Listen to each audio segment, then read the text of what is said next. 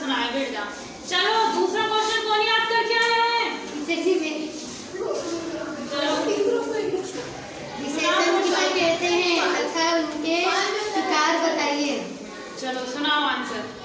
संज्ञा अथवा सर्वनाम की विशेषता प्रकट करने वाले शब्द को विशेषण कहते हैं। विशेषण के 6 भेद होते हैं। विशेषण के 6 भेद होते हैं।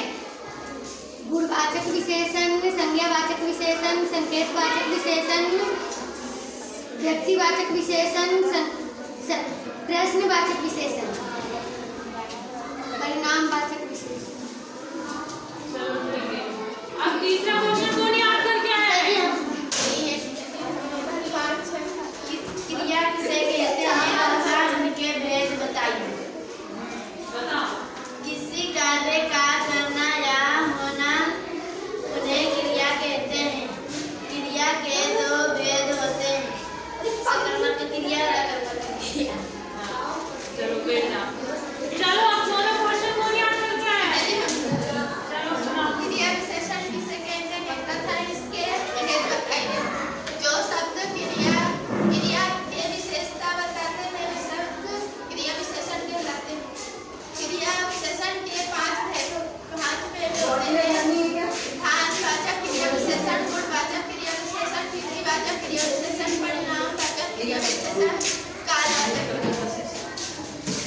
अच्छा मैंने बोला वीडियो बनाओ तो पहले बता दी मैंने। चलो ठीक है, अच्छा सुनाया। अब नेक्स्ट क्वेश्चन 5वां कौन याद करके आया है? कारक क्या है तथा इसके प्रकार बताइए। जिस शब्द द्वारा संज्ञा या सर्वनाम का संबंध सिद्ध होता है उसे कारक कहते हैं। जिस चिन्ह का कारक द्वारा ज्ञान किया जाता है उसमें इसी प्रकार की विभक्ति का प्रयोग होता है। कर्ता में कर्म को करण से के द्वारा के साथ अपादान संप्रदान को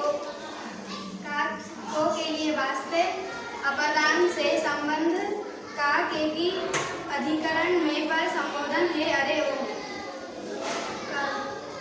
कर्ताकारक, कर्मकारक, करणकारक, संप्रदान कारक, अपादान कारक, संबंध कारक, अधिकरण कारक, संबोधन कारक।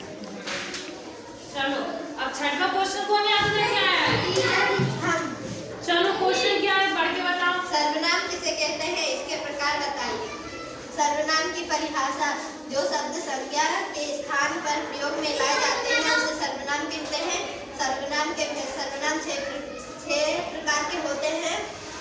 निश्चयवाचक सर्वनाम, अनिश्चयवाचक सर्वनाम, संबंधवाचक सर्वनाम, निजवाचक सर्वनाम, पुरुषवाचक सर्वनाम, प्रश्नवाचक सर्वनाम। पुरुषवाचक सर्वनाम भी 3 प्रकार के होते हैं। उत्तम पुरुष सर्वनाम, मध्य पुरुष सर्वनाम, अन्य पुरुष सर्वनाम। चलो अच्छा सुनाया। बाकी सब बच्चों तुम